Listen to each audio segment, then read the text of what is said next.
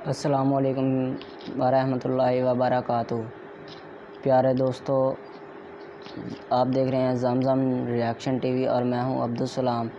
आज मैं एक वीडियो लाया हूं जिसमें एक हिंदू आरएसएस तंजीम का मेंबर, इंतहा पसंद हिंदू मुसलमान होता है जो पहले बहुत ही मुसलमानों के ख़िलाफ़ होता है और उसी मुसलमानों की दुकान पे इसे एक काम मिलता है और वहाँ से वो मुसलमान दुकान वाले इसे कुरान पाक देते हैं पढ़ने के लिए। ये पढ़ता है आहिस्ता आहिस्ता और ये मुसलमान होता है।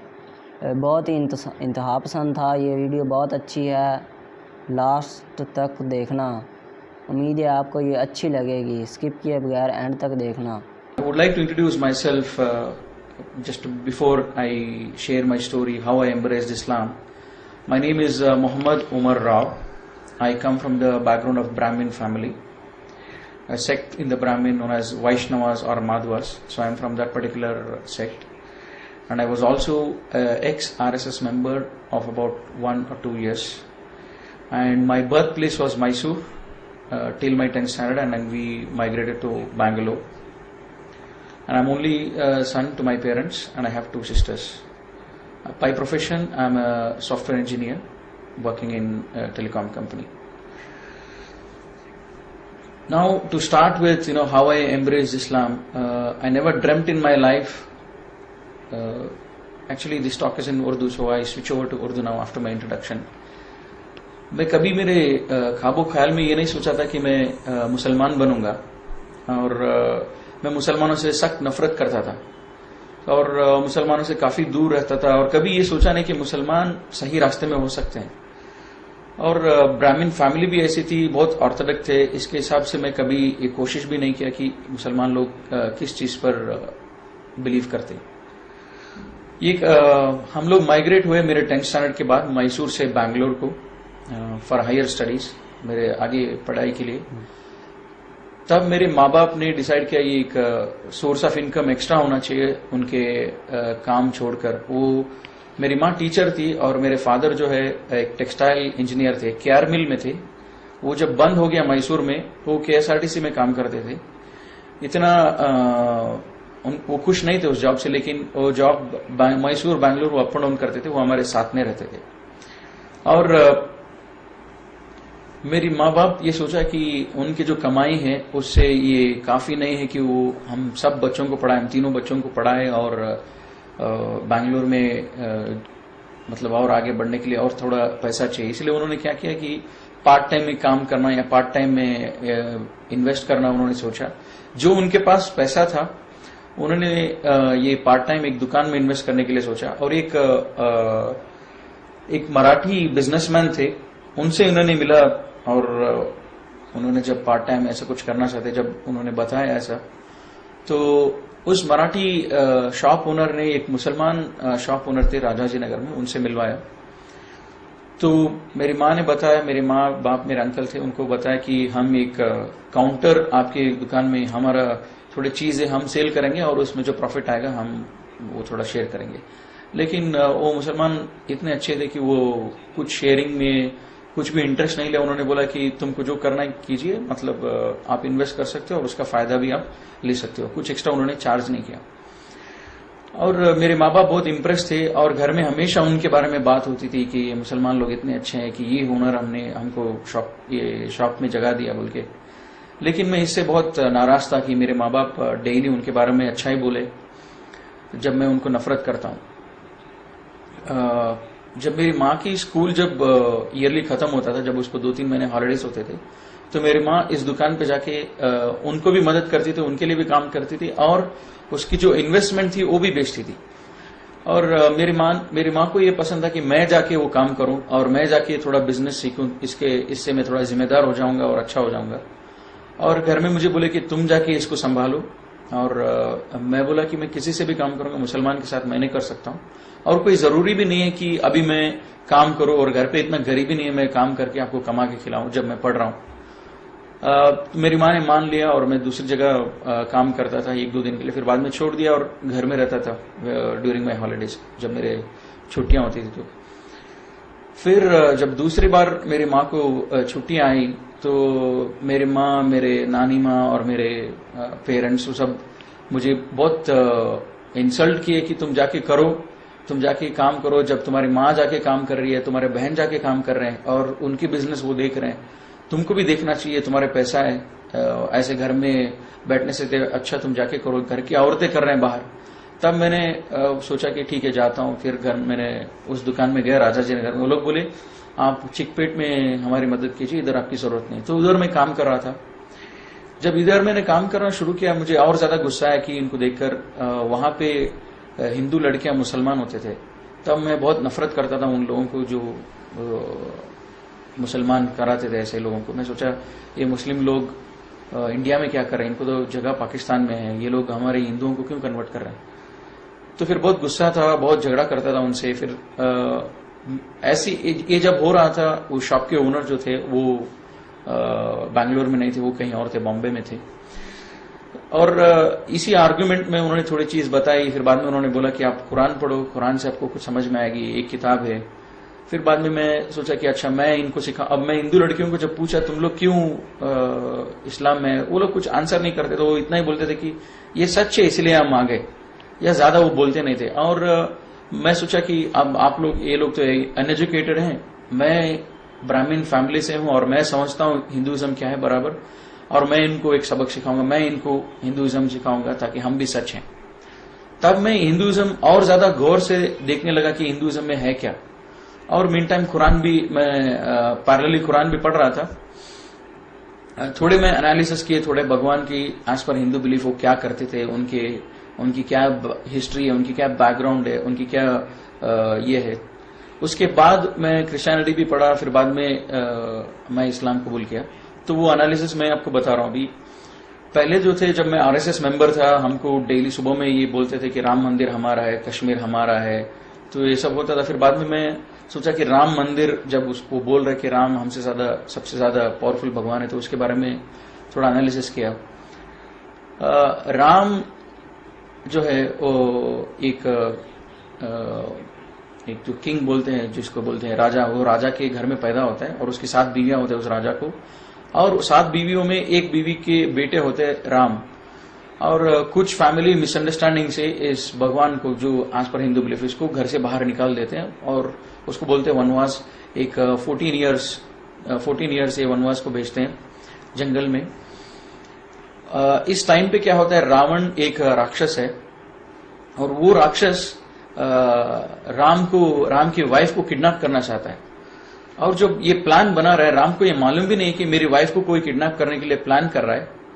और राम को ये मालूम नहीं हो रहा है कि इस बात राम को मालूम ही नहीं हो रहा है। तो मैं सोचा कि भगवान को अगर उसको मालूम ही नहीं हो रहा है, उसके घर वालों पर अटैक हो रहा है, तो उसको क्या मालूम रहेगा मेरे ऊपर क्या मुसीबत आएगी, मुझे कैसे बचाएंगे। तो इसलिए मैं और आगे जब स्टोरी देखा रामायण, और रामायण जब पढ़ा, यहां तक आती है कि रावण प्लान बनाता है और उसके काम वालों को बोलता है तुम जाके उसके सामने एक हिरन बन जाओ। जब तुम हिरन बन जाओगे, राम और लक्ष्मण जो है तुम्हारे पीछे भागेंगे, और जब तुम्हारे पीछे भागेंगे तुम ज्यादा दूर भागो, और जब राम और लक्ष्मण जब ज्यादा दूर चले जाए घर से, तब मैं जो है मैं आके सीता को किडनैप करूंगा। तो ये ऐसा ही होता है। और राम को ये 1% भी इसका मालूमात नहीं होता है। और ये मैं सोचते रहता था ये भगवान कैसा हो सकता है, उसके घर वालों के ऊपर कोई अटैक कर रहा है और उसके घर वालों को कोई किडनैप कर रहा है, लेकिन इसको मालूम भी नहीं हो रहा है।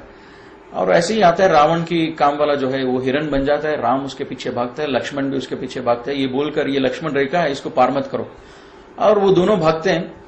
अभी इसके टाइम पे क्या होता है, रावण जो है एक भिक्षुक, जो बोलते हैं ये भीख मांगने वाले के वेश में आते, वो उसको सीता को बुलाता है कि मुझे कुछ चाहिए। अब सीता जब बाहर आती है, वो बोलती है मैं ये रेखा से आगे नहीं आ सकूंगी। फिर उनके बाद में डिस्कशन होता है और रावण बोलता है कि आप बाहर आके देना चाहिए कि मैं कोई भिक्षुक नहीं हूं, लेकिन मैं एक अच्छा भिक्षुक हूं। तो सीता उस लक्ष्मण रेखा से पार करती है। पार करके जो है जब जाती है, रावण उसको किडनैप करता है। जब वो किडनैप कर रहा होता है, तब भी राम को और लक्ष्मण को मालूम नहीं होता कि मेरी बीवी मेरे घर पे अकेली है और उसको कोई किडनैप कर रहा है। हाँ, जब किडनैप हो रहा है तभी भी सीता अपने आप को बचाने की भी कोशिश नहीं करती है। वो बहुत मजबूर होती है और वो रावण किडनैप करता है, वो लेके चले जाता है। इसके बाद जो है राम उसको तलाशने के लिए, वो उसको कौन किडनैप किया, उसको वापस लेके आने के लिए वो कितने साल लगा देता है। और ये हनुमान जिसको बोलते हैं, ये उनको बोलते हैं वानरू बोलते हैं कन्नड़ा में, इंग्लिश में उसको बोलते हैं मंकीज। उनकी मदद से, ये बंदरों के मदद से वो कितने सालों के बाद सीता को वापस लेके आता है। और मेरे दिमाग में यही बात आता था, अगर राम सच्ची में भगवान है तो उसको इन वायुसेना की क्यों इनकी क्यों जरूरत है? ये वानरों जिसको बोलते हैं बंदर, इसकी क्यों जरूरत है?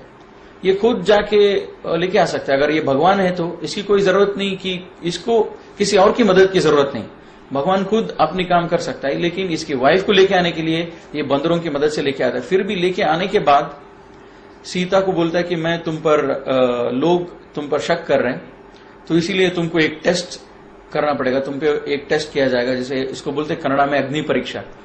वो अग्नि परीक्षा मतलब ये एक आग से तुमको जाना पड़ेगा। जब तुमको हार्म कुछ नहीं होता इसका मतलब तुम प्योर हो। तो वो आग से निकलती है, फिर बाद में राम उसको कबूल करता है, वो एंड है।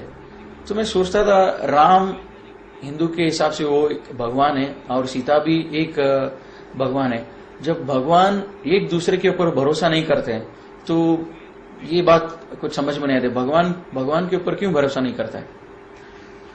तो फिर मुझे ये लगा कि एक स्टोरी है। अब जब कुरान पढ़ रहा था, मेरे नानी को और मेरे माँ बाप को जब पूछता था रामायण जो है इसको कौन हमको दिया, रामायण किसने दिया हमको, तो वो बोलते थे रामायण लिखा हुआ है एक ऋषि से, वाल्मीकि जो बोलते हैं वो ऋषि ने लिखा है रामायण। तो ये मैं सोचता था मेरे नानी बोल रही है रामायण लिखा हुआ है। जब मैं उसको पूछा कुरान क्या है, वो बोलती थी कुरान जो है मुसलमानों के ऊपर उसके भगवान ने उनको दिया है, ये कोई लिखा नहीं है, भगवान ने दिया है। तब मैं सोचा नेचुरली जब ये किताब जो भगवान से है वो ज्यादा पावरफुल रहेगी, जो किताब लिखी हुई है वो ज्यादा वीक रहेगी। तो मैं सोचा भगवान से है कुरान, इसका क्या प्रूफ है। तो मैं तलाश करने लगा और भी एनालिसिस किया, जैसे गणेश है और गणेश की जब मैं एनालिसिस किया, गणेश भगवान हम इसको मानते हैं जब मैं हिंदू था। अभी पार्वती जिसकी पत्नी है, ईश्वर शिवा जिसको बोलते हैं, ईश्वर एक जो मोस्ट पावरफुल गॉड है, एक मोस्ट पावरफुल सबसे ताकतवर भगवान है। और ये ईश्वर की पत्नी है पार्वती। ईश्वर इतना ताकतवर है, अगर वो तीसरा आंख भी खोल देगा तो वो दुनिया भस्म हो जाएगा, ऐसा सब बिलीफ है। तब तो ऐसी ताकतवर भगवान की ये पत्नी है पार्वती, और वो भी भगवान है, गॉडेस बोलते हैं इंग्लिश में उसको। तो पार्वती उसको नहाना होता है और वो गणेश को बना देती है कि तुम मेरा वॉचमैन रहो। मैं सोचता था इतनी पावरफुल, इतनी ताकतवर भगवान की बीवी को सिक्योरिटी क्या जरूरत है। फिर भी वो बनाती है गणेश को, फिर वो नहाने जाती है और ईश्वरा जो है घर में दाखिल होता है। उसके घर में जब आता है वो पूछता है गणेश को तुम कौन हो। तो मैं ताज्जुब हो गया ये पढ़ के और ये देख के भी कि ये कैसा सवाल पूछ सकता है ईश्वर, जब उसको इतना भी इल्म नहीं है उसके घर में क्या हो रहा है। उसकी बीवी ने उस गणेश को बनाया और उसको इल्म ये भी मालूम नहीं कि इसको कौन बनाया और मेरे घर में ये कब आया। वाकई पूछता है इसको तुम कौन हो। जब ये ताकतवर भगवान है, इसको इतना मालूम होना चाहिए पूरे दुनिया के हर कोने में क्या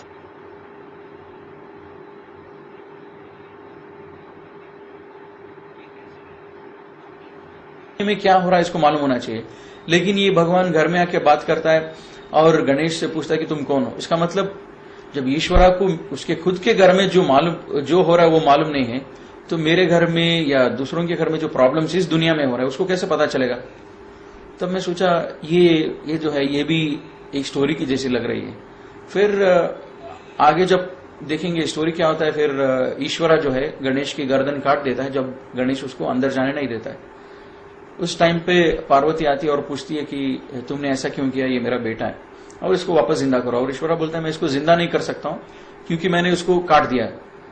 और पार्वती और ईश्वरा ये काफी दिनों तक ये झगड़ा चलता है। फिर बाद में ईश्वरा बोलता है कि मैं इसको हाथी का सर से उसको जोड़ता हूं और उसके एसोसिएट्स को बोलता है कि तुम हाथी इस डायरेक्शन पे जो सोया हुआ है वहां पे जाओ और उस हाथी को आप कट करो, उस हाथी के सर को, और वहां लेके आओ और मैं इसको जोड़ दूंगा।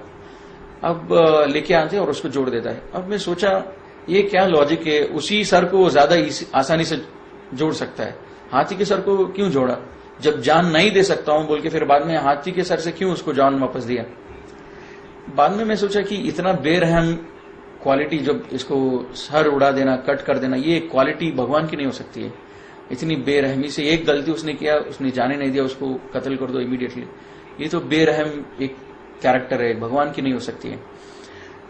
फिर बाद में मैं सोचा गणेश की मैं पूजा क्यों करूं? जब वो खुद अपनी सर बचा नहीं सका तो उसकी क्यों पूजा करूं? जो उसकी अपने आप की, अपने खुद की जान की जब वो रक्षा नहीं कर सकता, क्योंकि मेरी जान की, मेरे घर वालों की, मेरी माल की क्या रक्षा करेगा वो?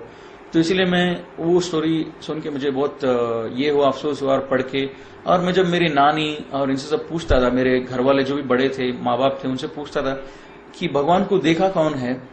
जब हम पूछते कि गणेश की फेस जो है ऐसा है, ईश्वरा का फेस ऐसा है, हमको कैसा मालूम है ये? तो घर में बोलते थे नहीं ये हम कर रहे हैं क्योंकि ये हमारी पूर्वज जो है बहुत पहले से करते आ रहे हैं, तो इसीलिए हम कर रहे हैं ये बात, तो इसीलिए हम पूजा कर रहे हैं इस मूर्तियों की। और जब मैं कुरान पढ़ रहा था, कुरान में भी यही आता है कि क्या अगर तुम्हारे पूर्वज जिहालत में थे, जब तुम्हारे सामने सच्चाई वाजे हो गई, क्या तुम भी जिहालत में रहोगे? तो मैं सोचा ये किताब जो है ये आंसर दे रहा है, जो मेरे क्वेश्चन जो मैं माँ बाप के पूछ रहा हूँ उस क्वेश्चंस को ये किताब मुझे आंसर दे रहा है, ऐसा लग रहा था मुझे। लेकिन मैं सोचा वो फिर बाद में मैं और डीपली हिंदू एनालिसिस किया। मैसूर का था, हमारे मैसूर में चामुंडेश्वरी हिल जो है, वो हिल एक विटनेस है, ये एक भगवान थी, एक भगवान है बोल के, इसलिए मैं सोचा ये शायद ये भगवान मुझे बचा लेगी इस मुसलमान से आर्ग्यू करने के लिए। जब मैं उसके बारे में जब थोड़ा जानकारी लिया, वो भगवान चामुंडेश्वरी जिसको बोलते हैं, महिषासुर एक बड़ा राक्षस होता है। हिंदुइज्म में एक कॉन्सेप्ट है कि ये देवरु राक्षसरु, इनके बीच में हमेशा लड़ाई होती रहती है। ये राक्षसरु एक सेक्ट है, ये लोग जब राक्षस होते हैं, और ये राक्षस का ऑब्जेक्टिव इतना ही है कि ये लोग दुनिया में सबसे बड़े हो जाएं और ये देवरु जो है उनको खत्म करें। तो ये दोनों के बीच में बार बार लड़ाई होती रहती है। तो महिषासुर जो भी है वो भी एक राक्षस होता है, और ये राक्षस जो है ये लंबी तपस्या में बैठता है काफी सालों तक। जब इसकी तपस्या कबूल होता है, ब्रह्मा जो क्रिएटर है हिंदू बिलीफ के हिसाब से, वो इस तपस्या को कबूल करता है और वो बोलता है आपको जो चाहिए मांगे मैं दूंगा। और ये महिषासुर, ये जो राक्षस है, ये पूछता है कि मुझे सबसे ज्यादा ताकतवर बनाओ और मुझे अमर बनाओ, मुझे चिरंजीव बनाओ, मतलब मुझे कभी मौत नहीं आना चाहिए। और ब्रह्मा बोलता है ठीक है, ये विश आपको, ये वर मैंने आपको दे दिया। अब क्या होता है, और एक कॉन्सेप्ट है कि ये भगवान हिंदू हिसाब से, हिंदू के बिलीफ के हिसाब से ये एक जगह पे रहते हैं, उसको बोलते हैं देवलोक। और जो राक्षस रहते हैं उनका अलग जगह होता है, और मानव जो बोलते हैं मनुष्य और ये ह्यूमन बीइंग जो बोलते हैं उनका जगह है ये दुनिया। और ये राक्षस महिषासुर को जब मिल जाता है एक वर, सबसे ताकतवर बन जाऊंगा, और सबसे ताकतवर बनता है और इसको मौत कभी टच नहीं करेगी, ये जाता है देवलोका को और सबको, देवताओं को मारने के लिए। मैं सोचता था कि ये कैसा कॉन्सेप्ट है, ये राक्षस तपस्या में बैठा, एक इबादत में बैठा इतने साल तो, और इतने साल के बाद उसने भगवान से वर मांगा कि मुझे ताकतवर बनाओ, और उसको भगवान ने वर दिया, फिर उसी भगवान की ये कत्ल करने जा रहे हैं। तो इसका मतलब मैं भगवान को उल्लू बना सकता हूं, कभी भी भगवान 10 साल बैठो, भगवान से वर ले लो और उसके बाद में उसी को मारने लगो। तो मैं सोचा ये एक इमेजिनरी स्टोरी है, ये सच नहीं हो सकता है, ये लॉजिकल नहीं है। तो बाद में क्या हुआ, ये राक्षस जब सबको मार रहा होता है, ये लोग देवते बोलते हैं, देवतेगणु, ये लोग सब जाके इनसे मिलते हैं, ब्रह्मा विष्णु महेश्वरा, इनसे जाके मिलते हैं और इनको पूछते हैं कि हम ऐसे मुसीबत में हैं, ये महिषासुर जो है हमको मार रहा है, हम क्या करें अभी?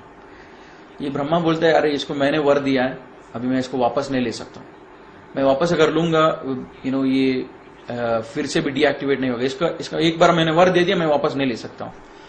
तो मैं सोचा कि ऐसा कैसा हो सकता है, मैं 10 साल बैठ के भगवान को उल्लू बना के एक वर ले लूं और बाद में उल्टा मैं भगवान को ही मारना शुरू कर दूं, ये सच नहीं हो सकता है।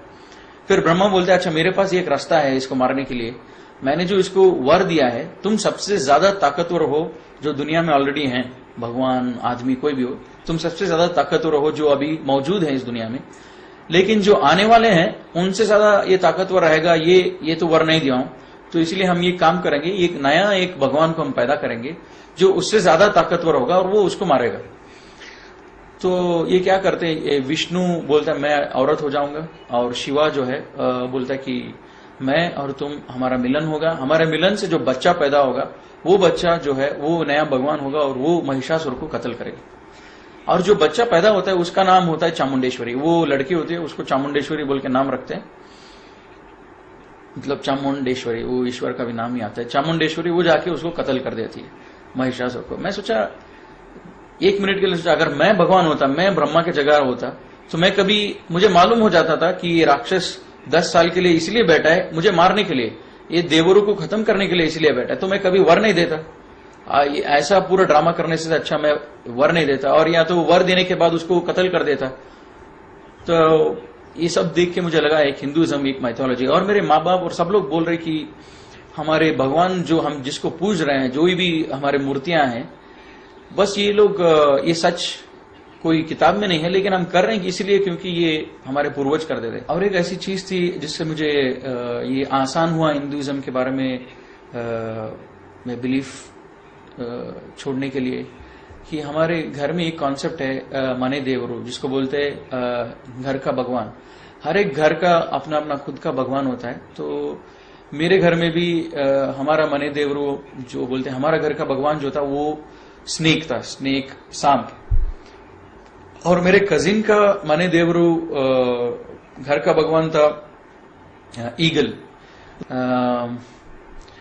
मेरे घर में जब भी फेस्टिवल होता था मेरी माँ बोलती थी कि उनके घर पे जाओ मत, और उनके घर में जब फेस्टिवल होता था वो बोलते थे कि मेरे कजिन को मेरे घर पे आओ मत, क्योंकि ये ईगल गॉड और स्नेक गॉड और बोथ आर एनिमीज।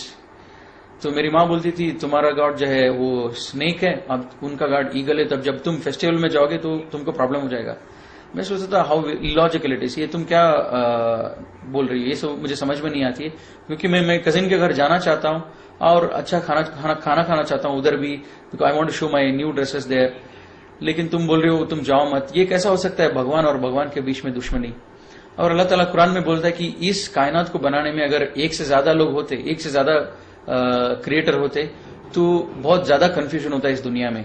तो मैं ये कंफ्यूजन मेरे घर में ही दिख रहा है, क्योंकि मेरी माँ बोल रही है हमारा घर का भगवान जो है स्नेक है, और मेरे कजिन का घर का भगवान जो है वो जो है ईगल है। तो ये भी एक ऐसी चीज थी which help me to I believe more in Islam. ये ऐसे सब चीज थी। और कुरान इसके बारे में लाइव अल्लाह ताला is talking to me in this book. अल्लाह ताला बोल रहा है कि ये अगर इस दुनिया को बनाने में बहुत सारे भगवान होते तो उन भगवानों के बीच में बहुत सारे प्रॉब्लम भी होते। जैसे मैंने देखा रावण और राम और ब्रह्मा, महिषासुरा और जो है ईश्वरा, पार्वती, और ये सब जब देखा मैं, ये भगवान को दूसरे भगवान के बारे में मालूम ही नहीं है, जानकारी नहीं है। एक भगवान एक काम करता है उसके बारे में दूसरे भगवान को मालूम नहीं है। जब ब्रह्मा ने महिषासुरा को वर दिया उसके बारे में शिवा को मालूम नहीं, विष्णु को मालूम नहीं। जब ये सब कंफ्यूजन ही है। तो अल्लाह ताला कुरान में भी यही बोल रहा है कि अगर इस दुनिया को, और इस दुनिया में अगर एक से ज्यादा खुदा होते, तो एक से ज्यादा क्रिएटर होते, एक से ज्यादा अल्लाह होते, तो बहुत सारे प्रॉब्लम होते। तो मैंने थोड़ा क्रिश्चियनिटी भी पढ़ा। जब मैं 10th स्टैंडर्ड में जब था इंडिया में, मैसूर में, उधर एक पुष्पाश्रम बोल के एक जगह था, वहां पे क्रिश्चियंस लोग, फादर्स लोगों को ग्रेजुएट करते थे। तो उधर मैं क्रिसमस में कभी जाता था, उनकी हम लोग एक टूर के हिसाब से उधर जाते थे और देखते थे। हमारे फैमिली सबको लोग बुलाते थे, हम पूरे माँ बाप के साथ जाके देखते थे। वो जो मूर्तियां रखते थे जीसस की, मदर मेरी की, हम लोग देखते थे। वो उतना इल्म मुझे था, ये लोग क्रिश्चियंस भी जीसस को पूछते हैं। जब मैं थोड़ा ज्यादा जानकारी लिया तब मुझे मालूम पड़ा, ये बोलते हैं Jesus is the only son of God, only begotten son of the God. मतलब जो एक बेटा है, खुदा का बेटा है जो बोलते हैं।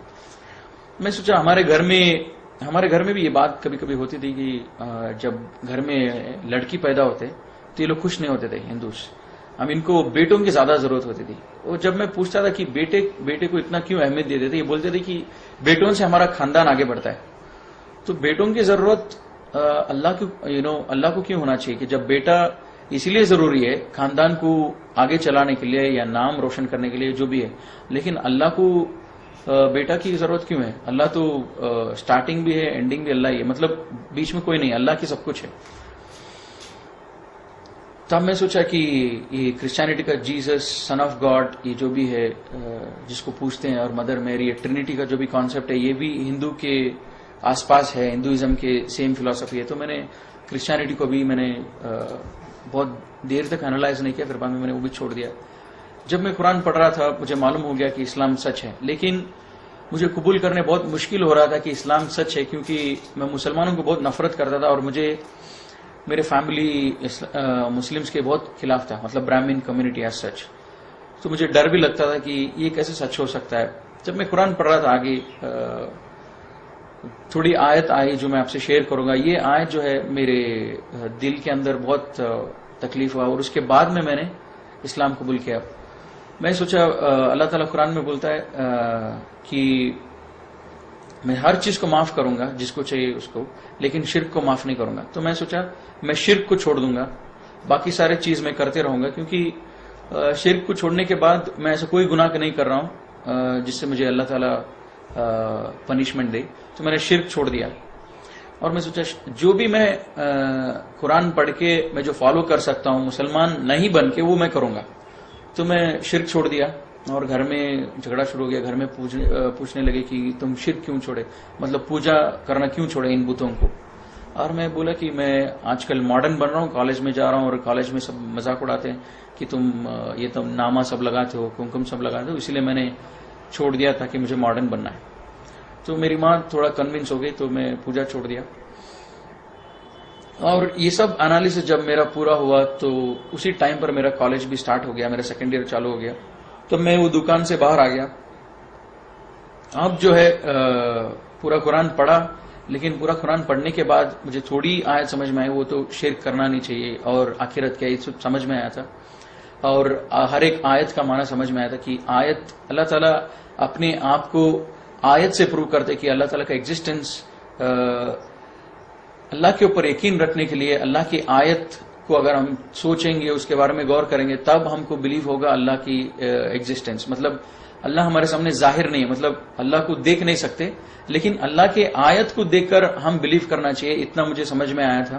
फिर दूसरी आयत जब मैंने कुरान में पढ़ा, how can you disbelieve in Allah when you are lifeless, we gave you life and we will cause you to die again and we will cause you to life again, we will bring back to life again. तो मैं सोचा it's not easy for me to believe that on the day of judgment we will be brought back to life। मतलब जब अल्लाह ताला बोल रहा है कि तुम अल्लाह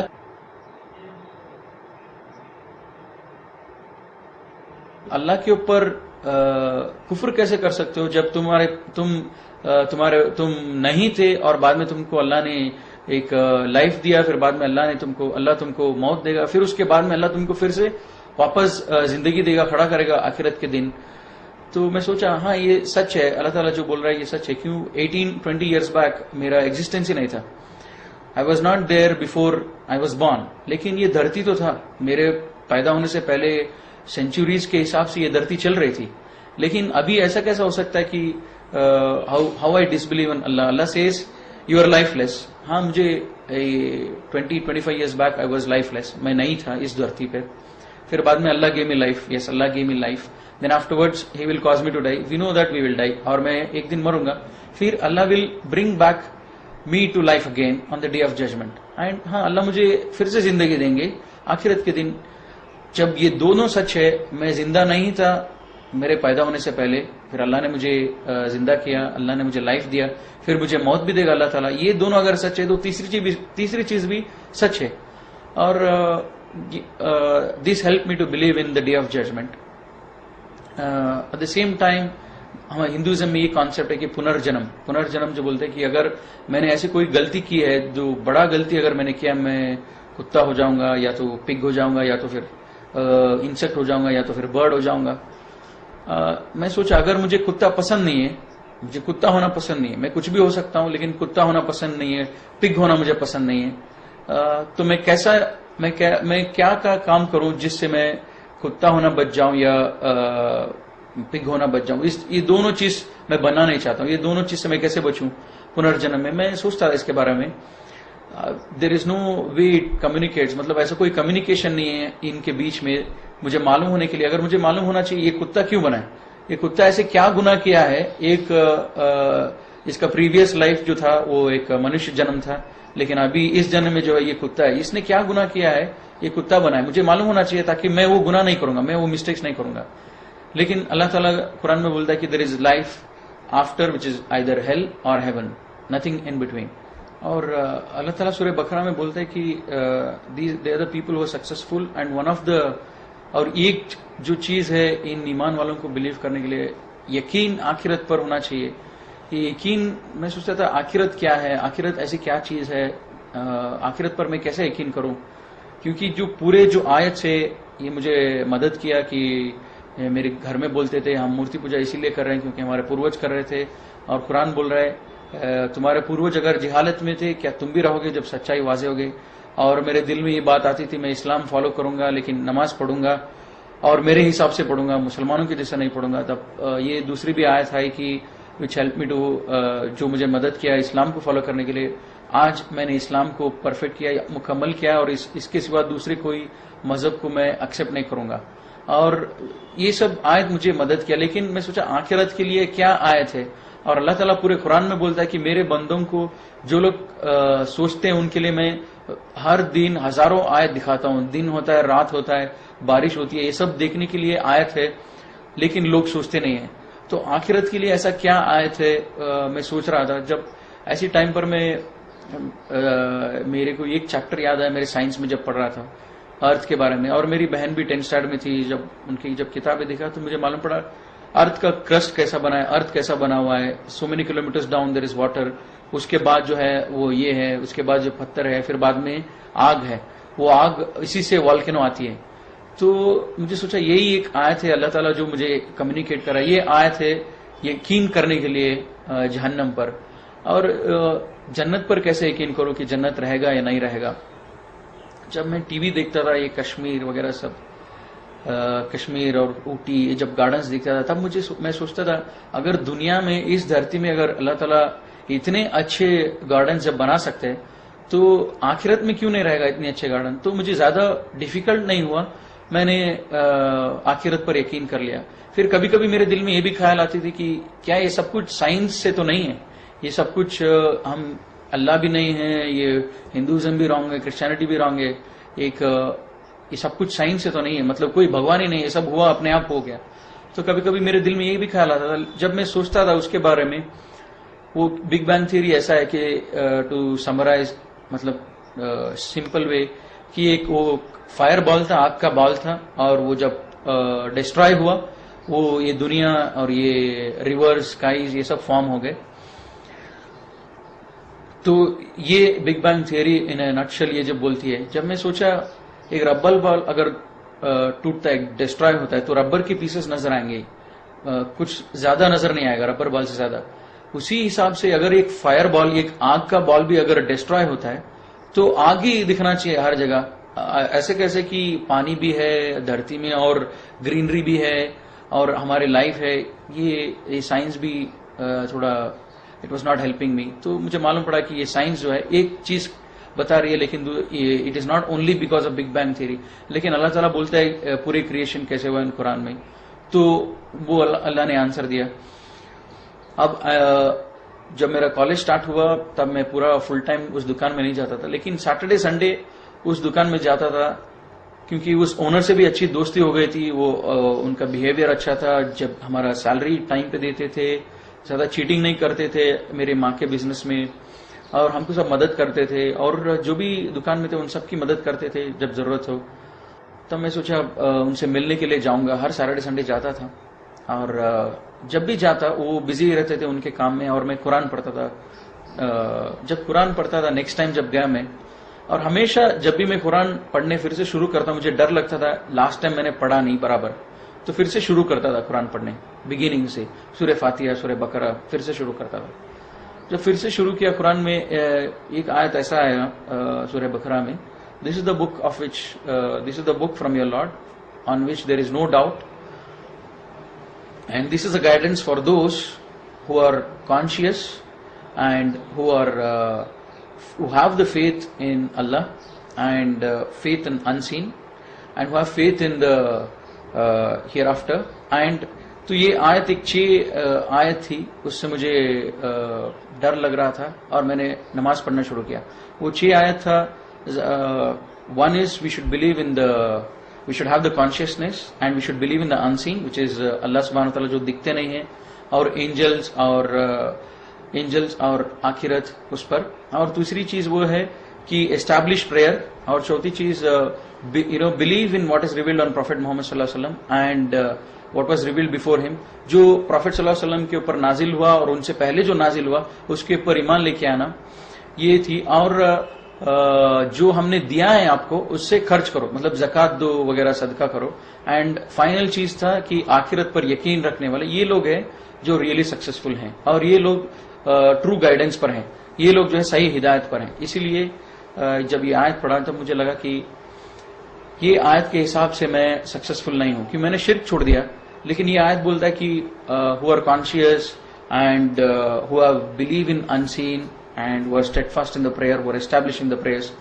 अब बाकी चीज ज़कात ये सब तो मेरे लिए इम्पोर्टेंट नहीं था, मतलब मैं उसका एलिजिबल नहीं था. तो मुझे अब जरूरी है कि मैं प्रेयर को एस्टैब्लिश करूं, मतलब मेरे नमाज जो है इसको शुरू करूं. और मैं 2 दिन हो गया मैं घर चला गया और मैं सोचता रहा मुझे अभी प्रेयर पढ़ना है, कैसे पढ़ना है वगैरह सब.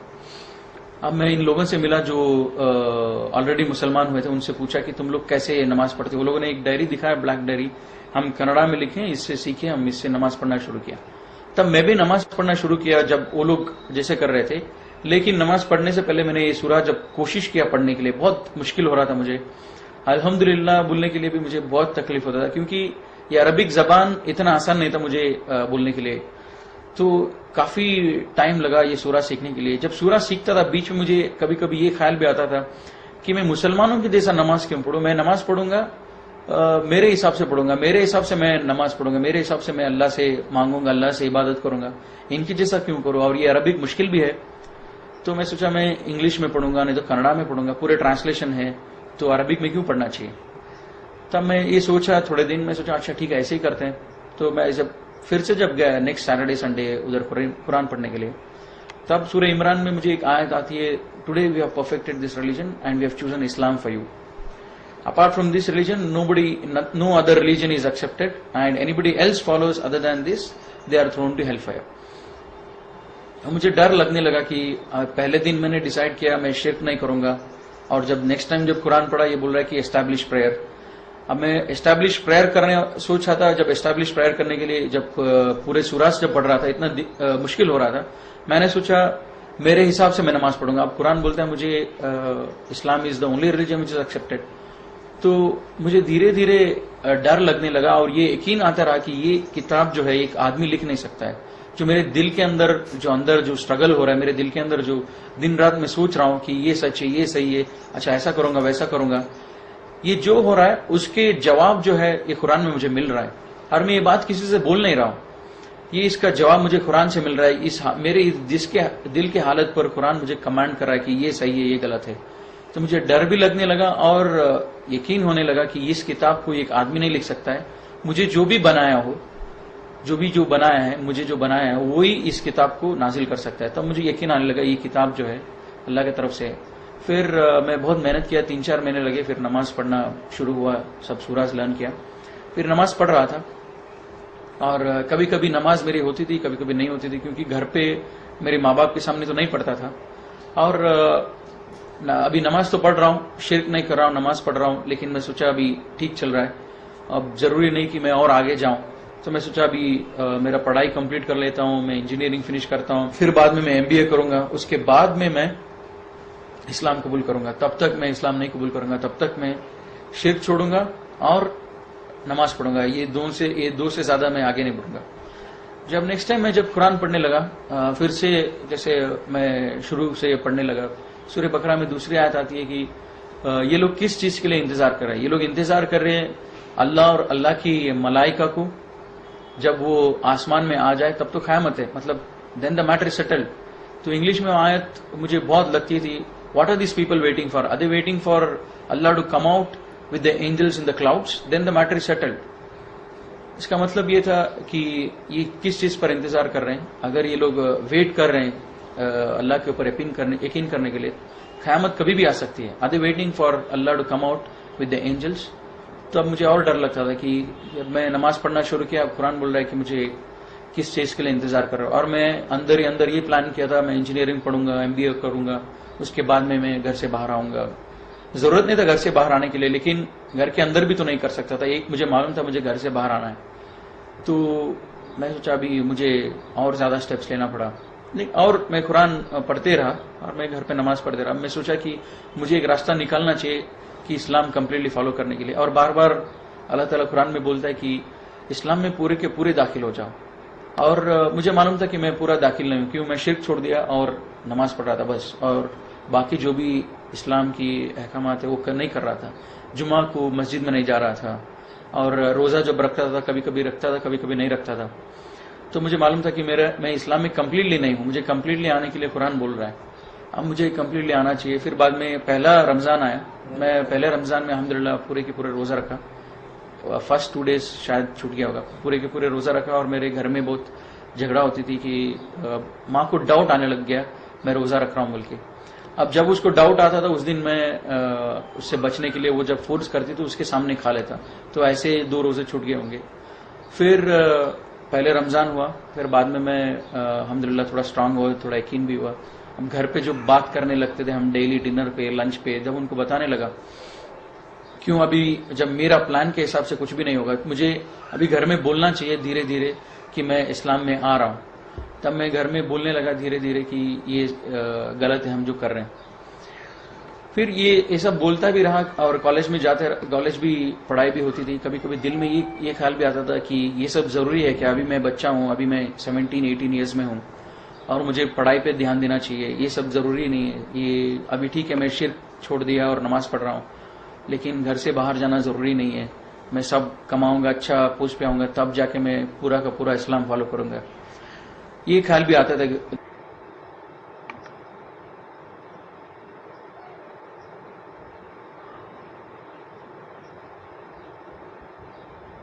कभी नमाज के लिए भी इरेगुलर हो जाता था. जब घर में नमाज पढ़ने की अपॉर्चुनिटी भी जब होते थे वो नमाज छोड़ देता था कोई भी बहाना लेके. फिर बाद में कभी भी हॉलीडेज आता, सैटरडे संडे, फिर वो दुकान में जाता, कुरान पढ़ता था. जिससे बिगिनिंग से जब पढ़ता था वो कुरान में आता था कि सूरह बकरा में there are people who say we believe in Allah in the last day and they are deceiving Allah. They think they are deceiving Allah and the believers, but they are not deceiving anybody else, they are deceiving themselves. इसका मतलब ये कि थोड़े लोग हैं जो बोलते हैं कि हम अल्लाह पर ईमान रखते हैं और आखिरत पर ईमान रखते हैं, लेकिन वो हकीकत पे ईमान नहीं रखते हैं. वो बस एक मजाक कर रहे हैं, एक धोखा दे रहे हैं अल्लाह और अल्लाह के बंदों को. लेकिन ये धोखा किसी और को नहीं, अपने आप को धोखा दे रहे हैं. तब मैं सोचता था कि क्या ये आयत मेरे लिए है कि क्या मैं अल्लाह को धोखा दे रहा हूँ, क्या मैं अल्लाह के बंदों को धोखा दे रहा हूँ. तब मैं तुरंत सोचता था कि और जब फॉलोइंग आयत ये आती है, when they are alone with their evil ones they say we were just mocking at them, we were not believers. जब मैं सोचता था इस आयत के बारे में, इतना तो था पहली आयत से मुझे बहुत डर लगता था. They say they believe in Allah but they are not really believers. मुझे डर लगता. लेकिन दूसरे आयत से थोड़ा मुझे ये रिलैक्स होता था, क्योंकि मेरे साथ कोई ऐसे नहीं थी to say that I am just mocking at them. तो मैं थोड़ा सेफ होता था. लेकिन मेरे दिल के अंदर जो एक केयरलेसनेस था, जो स्टेडफास्ट नहीं था दीन से, ये आयत मुझे बहुत लगता था. और फिर बाद में मैं नमाज बराबर ट्रैक पे पढ़ता था, टाइम पर पढ़ता था. फिर बाद में क्या हुआ, फिर से मैं कॉलेज वीकडेज आते थे, कॉलेज जाता था, फिर सोचता था इसके बारे में. फिर कभी कभी बैक सीट ले लेता कि ये जरूरी नहीं है, मेरे करियर जरूरी है, मेरे को अच्छा मार्क्स लेके आना है, ये सब जरूरी नहीं है. फिर 1-2 आयत ऐसी मैं पढ़ा. फिर बाद में दैट चेंज्ड माय लाइफ. वो फिर बाद में मैं घर में ओपनली डिस्कस करने लगा इस्लाम के बारे में. वो लास्ट एक आयत ये थी which really help me a lot to change, मतलब बहुत मुझे मदद किया है चेंज करने के लिए मेरे लाइफ. वो था कि when the death approaches them they will my angels will ask them what state you are in and they will reply we were weak and oppressed in this world. And angels will reply, was Allah's land was not vast enough for you to emigrate and follow Islam. मतलब जब इनकी मौत आएगी, मेरे मलाइका इनको पूछेंगे कि तुम किस हालत में थे, और ये लोग रिप्लाई करेंगे कि हम बहुत वीक थे, हम बहुत मजबूर थे. मेरे मलाइका इनको रिप्लाई करेंगे, क्या अल्लाह की धरती इतनी विशाल नहीं थी ताकि तुम हिजरत करके तुम इस्लाम फॉलो करो. तब ये मुझे मैं सोचा ये अल्लाह ताला मुझे बोल रहा है. मैं बार बार अपने आप को, मैं फजर नहीं पढ़ रहा हूँ, असर नहीं पढ़ रहा हूँ, मेरी माँ है, मैं वीक हूँ, मैं बहुत कमजोर हूँ, मैं कमा नहीं रहा हूँ, अब मैं पूरा का पूरा इस्लाम फॉलो नहीं करता हूँ. ये सब मेरे दिल में आता था. जब ये आयत पढ़ा तो मुझे लगा कि अल्लाह ताला is answering to my question in my heart. तो तब मैं सोचा अच्छा ठीक है, अभी मैं ओपनली डिक्लेयर करूंगा घर में. अब घर में मैं ओपनली बोलने लगा इस्लाम सच है और तुम लोग जो कर रहे हो सही है, तुम लोग जो कर रहे हो वो सही नहीं है और मैं जो कर रहा हूँ वो सही है, और ये मूर्ति पूजा सब हिंदुइज्म में नहीं है. अब क्या हुआ, मेरे माँ बाप ने सोचा कि ये इतना सीरियस नहीं है, वो ऐसे ही बोल रहा है. फिर धीरे धीरे धीरे मेरे ये डिप्लोमा जो खत्म होती रही, मैंने अपने प्रिंसिपल से भी पूछा कि लीगल प्रोसीजर क्या है इस्लाम कबूल करने की. फिर उन्होंने बताया लीगल प्रोसीजर जो भी है, उसके बाद मुझे काम मिलेगा नहीं मिलेगा. फिर इतना हुआ मेरे घर में, जब मैं पूरा बोल रहा था मेरे माँ बाप भी ये मानते थे मैं जो बोल रहा हूँ सच बोल रहा हूँ, लेकिन वो बोलते थे कि हम इस्लाम फॉलो इसलिए नहीं कर सकते, हमारी सोसाइटी, हमारी कम्युनिटी, हमको ये बड़ा मुश्किल होगा. लेकिन अल्लाह ताला कुरान में भी ये बोलते हैं कि ये नबी, ये लोग इस किताब को ऐसे पहचानते हैं जैसे अपनी बेटों को पहचानते हैं. तो जैसे हमारे फैमिली जैसे बोलती है, जब मैं पूरा उनको इस्लाम का मैसेज दिया, वो लोग भी बोल रहे तुम जो बोल रहे हो सच है, लेकिन हम फॉलो इसीलिए नहीं कर सकते क्योंकि सोसाइटी है एक्सेट्रा एक्सेट्रा. तब ये आयत is talking about the same behaviour of them. तो काफी सारा ऐसा सब अंदर मेरे दिल में बहुत प्रॉब्लम आ रहा था. अंदर ही अंदर एक स्ट्रगल था, एक क्या करूं मैं इस्लाम कबूल करूं, ये क्या करूं. लेकिन मन ही मन मेरे दिल ये बोल रहा था कि इस्लाम सच है, और मैं मानने के लिए रेडी नहीं था क्योंकि माँ बाप और ये सब वगैरह. जब ये आयत पढ़ा, what state they were in, what state you are in, when you know we will be asked when I am in my death bed and I will say I am weak and oppressed. तो ये आयत जो है ये मुझे बहुत लगा. इसके बाद में मैं डेली दुआ करने लगा अल्लाह से कि मुझे एक अपॉर्चुनिटी मिल जाए जिससे मैं घर छोड़ दूं और इस्लाम कंप्लीटली फॉलो करूं. और डेली घर में झगड़ा होता था, और एक बात पर बहुत सीरियस झगड़ा हुआ माँ से, और माँ बोली घर छोड़ के तुम चले जाओ, तुम आजकल हमारी बात नहीं मानते हो. और मैं सोचा भाई यही एक अपॉर्चुनिटी है, मैं घर छोड़ूंगा और इस्लाम पर फॉलो करूंगा. अब मैं घर छोड़ने के लिए रेडी हो रहा था. मेरी बहन भी बोली मैं भी इस्लाम कबूल करना चाहती हूँ. मैं जब घर में सब लोगों को ये समझा रहा था इस्लाम क्या है, तो मेरी बहन समझी, वो बोली कि मुझे यकीन है तुम जो बोल रहे इस पर, और ये राइट है, तो इसलिए मैं भी इस्लाम में आना चाहती हूँ. फिर बाद में वो इस्लाम कबूल करी, तो फिर वो भी मेरे साथ आ गए. हम लोगों ने घर छोड़ा. अल्हम्दुलिल्लाह about 9 years now I have embraced Islam, Allah से grace and mercy. So this is all my story about how I embraced Islam. अस्सलाम वालेकुम व रहमतुल्लाहि व बरकातहू.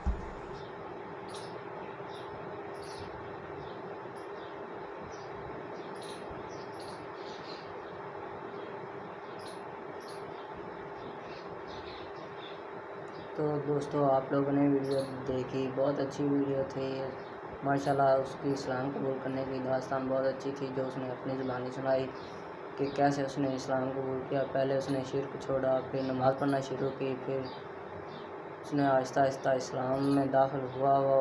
फिर उसने घर छोड़ा, उसकी छोटी बहन ने भी इस्लाम कबूल किया, उसके वालिदैन ने उसे घर से निकाल दिया. बहुत अच्छी वीडियो थी. इंशाल्लाह ये वीडियो आप लोगों को पसंद आएगी. अल्लाह पाक से दुआ, अल्लाह पाक उसे ईमान पर पुख्ता रखे और हमें भी अपने ईमान पर पुख्ता रखे. उसने वो जो कुरान पर पढ़ता था, उसे ऐसे लगता था कि जैसे अल्लाह ताला खुद मेरे हर सवाल का जवाब दे रहा है. उसने अपने भगवानों की दास्तान भी सुनाई, फिर उसने इस्लाम कबूल करने की आज अपनी पूरी दास्तान सुनाई कि मैंने कैसे इस्लाम कबूल किया. उम्मीद है आपको ये वीडियो अच्छी लगेगी, तो वीडियो को लाइक करें, शेयर करें अपने दोस्तों तक, ताकि ये इल्म उनको भी पहुंच सके, और खुद भी गौर से सुने इस वीडियो को और कुरान पाक को तर्जुमे के साथ पढ़ा करें। अरबी तो समझ नहीं आती, अरबी पढ़ने से हमें कुरान पाक की समझ नहीं लगती। हमें कुरान पाक को चाहिए कि तर्जुमे के साथ पढ़ें, तफसीर के साथ पढ़ें, समझें, फिर हमें ये फ़िरका वारियत मिट सकती है अगर हम कुरान पाक को तर्जुमे के साथ पढ़ें और इन कुरान पाक के हर बताए गए अमल पर बात हर बताई गई कुरान पाक में बात पर अमल करें। तो आपको ये वीडियो अच्छी लगेगी। वीडियो को चैनल को सब्सक्राइब करें, वीडियो को शेयर करें अपने दोस्तों तक। जज़ाकल्लाह।